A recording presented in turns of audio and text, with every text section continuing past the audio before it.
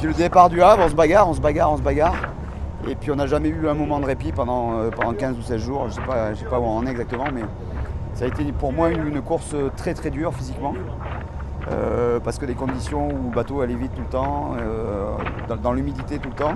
On espérait qu'une fois arrivé sous le tropique, ça aille mieux, qu'on puisse faire sécher et puis en faire rien du tout parce qu'on allait tellement vite qu'on plantait dans toutes les vagues. Et on a mis la pression à Safran. Peut-être qu'on n'aurait peut-être pas dû, on a peut-être dû ralentir pour pouvoir revenir à certains moments. Je ne sais pas ce qu'on aurait dû faire. Mais en tout cas, plus on allait vite et plus ils attaquaient. Donc je crois qu'à un moment, on n'a pas été très raisonnable.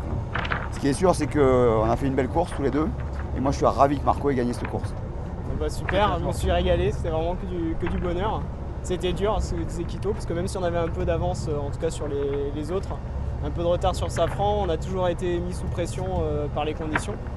Mais c'était que du bonheur. Vraiment, je me suis régalé. Ouais, grosse difficulté la première semaine. D'abord, une grosse dépression qui faisait en fait tout l'Atlantique Nord.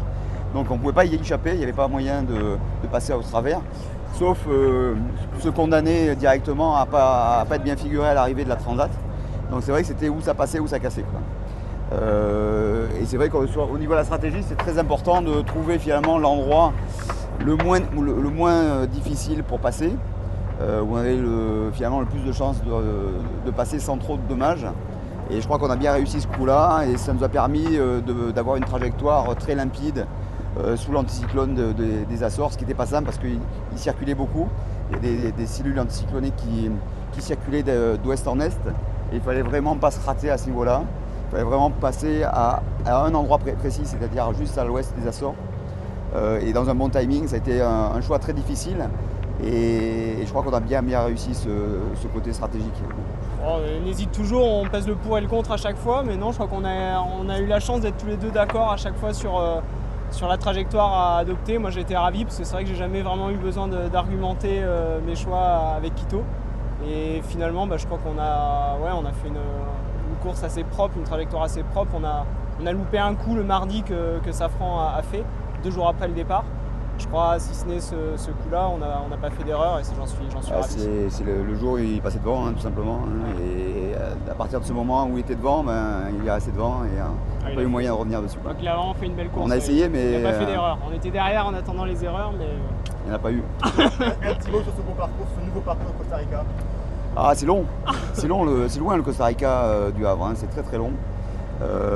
Et nous, on se permet d'en parler et je pense qu'il y en a qui vont dire que c'est encore plus long que nous parce qu'ils sont loin derrière. Mais c'est un parcours très intéressant, il y a beaucoup de choses à faire. Au niveau stratégique, c'était très très intéressant et je crois qu'on n'aura pas raté ce coup-là. Je crois qu'on reviendra avec plaisir. Bah, nickel, nickel, tout va bien. On garde le sourire, c'est vraiment bien passé. Je trouve que la course a été difficile parce qu'on a vécu un petit peu comme des chiens dans le bateau là, pendant 16 jours. Tout est trempé encore dans le bateau. On n'arrive pas à se défaire de cette humidité.